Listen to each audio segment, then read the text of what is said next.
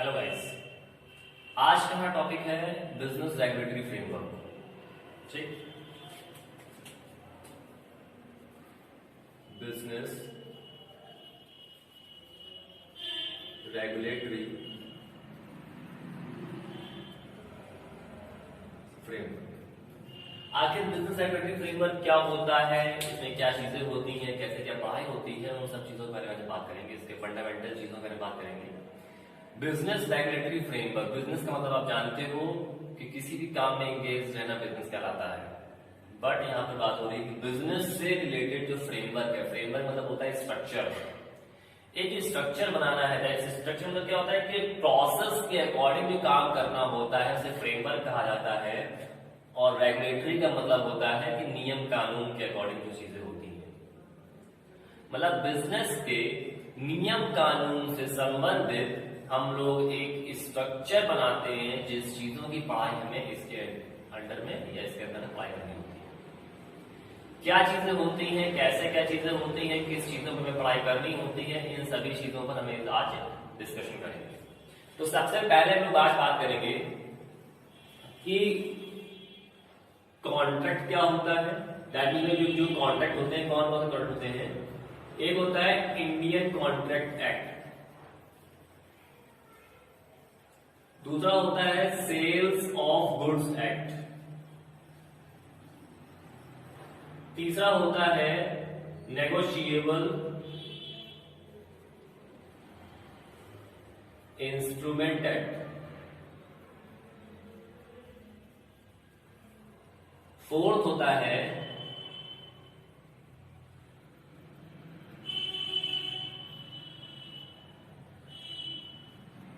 FEMA and फेरा act.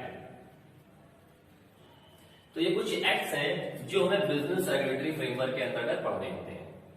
तो आज हम लोग पहले टॉपिक के लिए बात करेंगे इंडियन कॉन्ट्रैक्ट एक्ट। ठीक, तो इंडियन कॉन्ट्रैक्ट एक्ट में क्या चीजें होती हैं, आज उस टॉपिक बात करेंगे हम लोग। तो इंडियन कॉन्ट्रैक्ट एक्ट का मतलब क्या होता है कि कोई भी आप काम कर रहे हो, किसी भी काम को करने के लिए आप किसी के साथ कॉन्ट्रैक्ट बनाते हो। ठीक, तो सबसे पहले बात यहां पर आ जाएगी कॉन्ट्रैक्ट क्या होता है। फिर कॉन्ट्रैक्ट के बाद उसके एग्रीमेंट क्या होता है। तो यहां पर आप देख लो कि सबसे पहले आप किसी से बात करते हो तो उसका एग्रीमेंट बनता है। एग्रीमेंट मतलब क्या होता है कि जब दो पर्सन आपस में मिल करके कोई काम करते हैं, ठीक, दो पर्सन आपस में म्यूचुअल अंडरस्टैंडिंग के अकॉर्डिंग कोई काम किया जाता है तो उसे एग्रीमेंट कहते हैं। और उस एग्रीमेंट पर जब गवर्नमेंट अपनी मुहर लगा देती है तो वो कॉन्ट्रैक्ट बन जाता है। दिमाग में बैठा लो, एग्रीमेंट क्या है कि हमारे आपके बीच में बात हो रही है और म्यूचुअल अंडरस्टैंडिंग के अकॉर्डिंग सारा काम हो रहा है तो वो हो गया एग्रीमेंट किसी काम को लेकर के।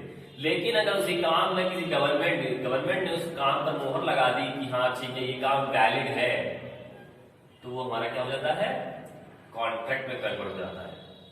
अब कॉन्ट्रैक्ट में कौन कौन सी चीजें होनी चाहिए, एग्रीमेंट को कैसे कॉन्ट्रैक्ट में कन्वर्ट किया जाता है, तो उन सब चीजों पर बात करते हैं। कि इसमें ये बात करनी है कि जो कॉन्ट्रैक्ट जो होता है वो कितने टाइप्स के होते हैं।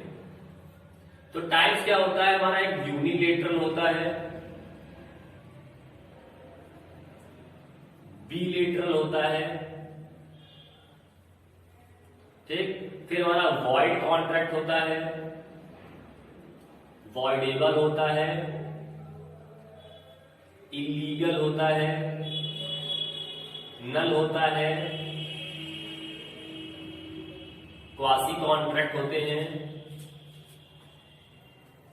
उसके बाद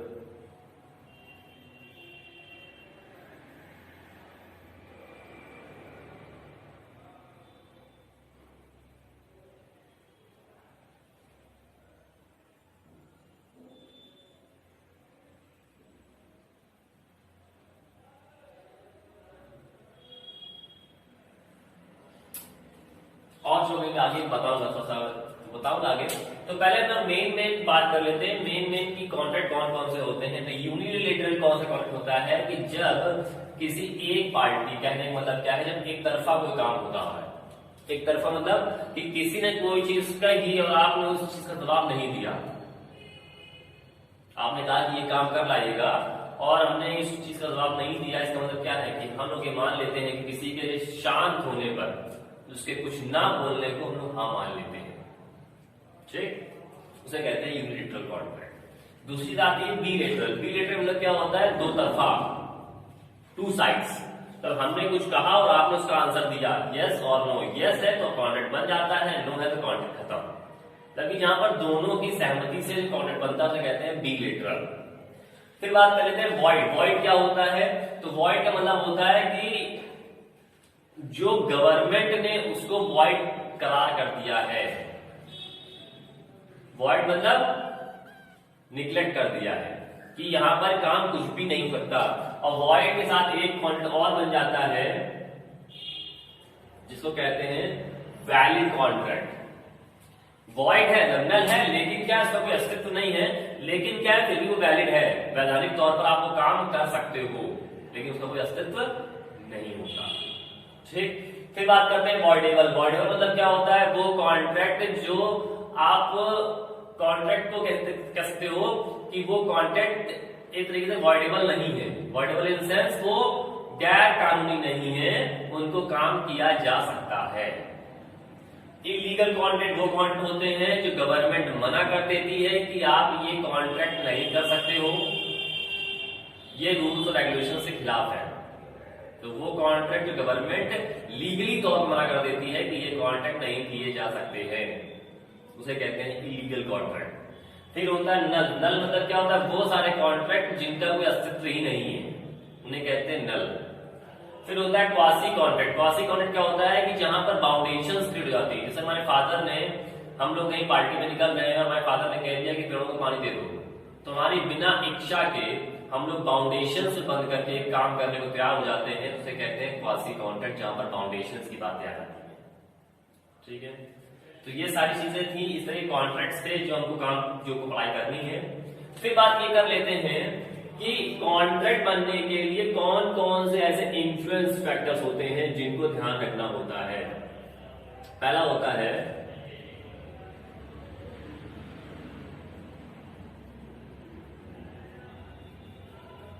मिसरिप्रेजेंटेटिव,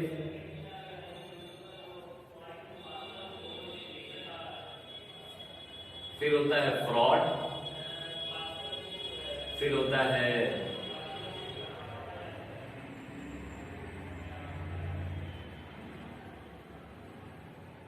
कॉर्कॉइन, फिर होता है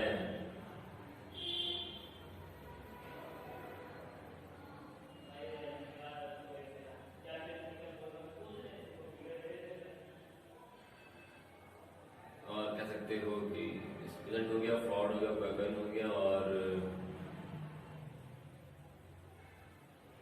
बैड इन्फ्लुएंस्ड। ये वो चार चीजें हैं जहां पर आप अगर ये चीजें आ जाती हैं किसी कॉन्ट्रैक्ट के बीच में तो हम उसको कॉन्ट्रैक्ट नहीं मानते हैं। इसका मतलब क्या है कि मिसरिप्रेजेंटेशन, हम किसी चीज को गलत तरीके से प्रेजेंट कर रहे हैं, ठीक, वो है कुछ और बता कुछ और है। सपोज दैट हमें आपके साथ में कॉन्ट्रैक्ट करना है, वो कॉन्ट्रैक्ट एक वैलिड तौर पर शो कर रहे हैं, लेकिन वो एक गैम्बलिंग बेसिस पे काम हो रहा है, तो वो हमारा वैलिड तौर पे नहीं कहलाएगा, तो उसको रिप्रेजेंट करके उस कॉन्ट्रैक्ट को पूरा करते हैं, तो हमारा कॉन्ट्रैक्ट पूरा नहीं माना जाता। फ्रॉड। फ्रॉड क्या है कि कॉन्ट्रैक्ट हम आपके साथ कर रहे हैं, लेकिन हम उस कॉन्ट्रैक्ट में इलीगल तरीके से या फ्रॉडियल तरीके से हम उसमें आपको चीज नहीं बता रहे हैं और इलीगल काम कर रहे हैं। कॉन्ट्रैक्ट क्या होता है कि इसमें यहां बात हो रही है कि हम आपको बिल्कुल आपके एक डरा करके आपसे काम करा रहे हैं, आपकी जान की धमकी देकर के आपसे सारा काम कराया जा रहा है। बैड इन्फ्लुएंस क्या होता है, बैड इन्फ्लुएंस मतलब क्या है, यहाँ कॉइन में क्या है कि आपकी जान की धमकी दे करके, और कॉइन का मतलब क्या है, इन्फ्लुएंस तरीके से आपको प्रभावित करके आप पर जो दबाव बनाते हैं कॉन्ट्रैक्ट को पूरा करने के लिए, तो ये बैड रिप्रेजेंटेशन होते हैं जो किसी पर्सन को इन्फ्लुएंस करने के काम आते हैं कॉन्ट्रैक्ट को पूरा करने के लिए, ठीक। आगे बात कर लेते हैं, ये तो कॉन्ट्रैक्ट बेसिस में सारी चीजें थी। अब इसी में क्या क्या चीजें हैं कि किसी कॉन्ट्रैक्ट को पूरा करने के लिए वो कौन कौन से पॉइंट्स होते हैं जिन पर हमें ध्यान देना होता है। जैसे पहला पॉइंट, 2 पार्टनर्स होने चाहिए, कंसिडरेशन होना चाहिए, म्यूचुअल अंडरस्टैंडिंग होनी चाहिए,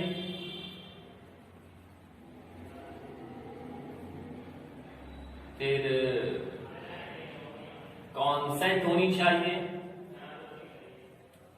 उसके बाद एग्रीमेंट होना चाहिए, इनफोर्सिएबल बाय लॉ, कानून के द्वारा इन्फोर्स किया गया होना चाहिए।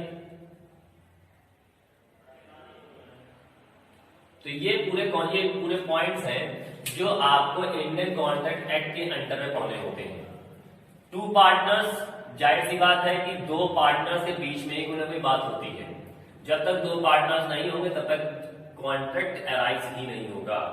और जब दो पार्टनर्स होते हैं वो डिपेंड करता है एग्रीमेंट पर, तो दो पार्टनर के साथ साथ उनके बीच में एग्रीमेंट भी होना चाहिए, तभी कॉन्ट्रैक्ट बनेगा। कॉन्ट्रैक्ट बनने के साथ क्या होगा, एग्रीमेंट तो हो गया, लेकिन उनके साथ में म्यूचुअल अंडरस्टैंडिंग होनी चाहिए, आपसी सहमति से कोई काम किया गया होना चाहिए। अगर आपसी सहमति से कोई काम नहीं होता है तो कॉन्ट्रैक्ट कन्वर्ट नहीं होता है। ठीक, फिर बात होती है कंसिडरेशन। कंसिडरेशन का मतलब क्या होता है कि पूरा चिंतन के साथ काम किया गया होना चाहिए कि हाँ हमें बिल्कुल एक पैशनेट होकर के वो काम करना है, नहीं तो फ्यूचर चल करके वो काम हो या ना हो, इसलिए जो भी काम करना चाहिए सोच समझ करना चाहिए। और हमारे वॉरेन बफेट एक जो हमारे जो कोच हैं, जिनको मैं अपना कोच मानता हूँ, अपना गाइडर मानता हूँ, वॉरेन बफेट, वो हमेशा ये कहते हैं कि किसी भी काम को करने के लिए आपको आगे के 5 साल देख करके काम करना चाहिए। अगर आपने शॉर्ट टर्म प्लान देख करके या आपने एक्साइटेड होकर के किसी कॉन्ट्रैक्ट में आप शामिल हो गए और आपने बिना कुछ सोचे समझे भी काम कर लिया, तो क्या होता है वो आपके लिए एक लॉस का काम बनता है और कोई भी काम नहीं बनता। तो मेरा यही कहना चाहता हूँ कि कोई भी आप काम करें तो एक्साइटेड होकर ना करें, थोड़ा सोच के समझ के कंसिडरेशन के साथ करते हैं। कॉन्सेंट का मतलब क्या होता है कि सहमति के साथ। ठीक, कंसिडरेशन सोचना एक अलग चीज है और सहमति एक अलग चीज होता है कि हाँ हर सभी व्यक्तियों से सहमति लेकर के तब काम किया जाना चाहिए। अगर आप किसी काम सहमति लेकर काम नहीं करोगे तो वो काम फुलफिल या वो काम में है, क्योंकि जाहिर सी बात है हमें वो काम करना नहीं पता है, लोगों से 10 प्रकार से राय लेंगे तो हम उससे ज्यादा बेनिफिट गेन कर सकते हैं। लास्ट है, सारी चीज करने के बाद हम लोग करते हैं enforceable by law. Enforceable by law का मतलब क्या होता है कि गवर्नमेंट जब तक उस पर मोहर नहीं लगा देती है तब तक उस एग्रीमेंट को कॉन्ट्रैक्ट में कन्वर्ट नहीं किया जा सकता। तो हमें क्या करना होता है कि गवर्नमेंट की मोहर लेना बहुत जरूरी होता है। अगर गवर्नमेंट की मोहर नहीं ली जाती है तो एग्रीमेंट कॉन्ट्रैक्ट में कन्वर्ट नहीं हो सकता। तो ये सारे पॉइंट्स थे जो किसी एग्रीमेंट को कन्वर्ट करने में, कॉन्ट्रैक्ट को बनने में हेल्पफुल होते हैं। ठीक, अब यही चीजें हैं, ये तो कॉन्ट्रैक्ट बन गया। कॉन्ट्रैक्ट बनने के बाद जो नेक्स्ट पॉइंट पढ़ने को मिलेगा आपको, इसमें पढ़ने को मिलेगा ब्रीच ऑफ कॉन्ट्रैक्ट। अब ब्रीच ऑफ कॉन्ट्रैक्ट कहां से आ जाएगा, जाहिर सी बात है अगर ये सारे पॉइंट्स फुलफिल नहीं हो रहे होंगे तो जो कॉन्ट्रैक्ट हमने बनाया होगा वो क्या हो जाएगा, ब्रीच हो जाएगा, टूट जाएगा। और यहीं से इंडियन कॉन्ट्रैक्ट एक्ट की जितनी भी पढ़ाई है सारी खत्म हो जाएगी। ठीक है, तो मैंने जो पॉइंट्स हैं उसको बताए हैं, ये हर तरीके से पूरी तरीके से एक्सप्लेन नहीं कर सकता हूं मैं आपको शॉर्ट वीडियोस के बेसिस पर। सो जो भी प्रॉब्लम्स होंगी आप मुझे पर्सनली कन्वे कर सकते हो, मैसेज सेंड कर सकते हो। हमारा जो कॉन्टैक्ट नंबर है वो ये है 8799594259। ठीक, आप मुझसे व्हाट्सएप करके इस विषय में या इस टॉपिक्स पर जो भी क्वेश्चंस आप पूछना चाहते हो उनको पूछ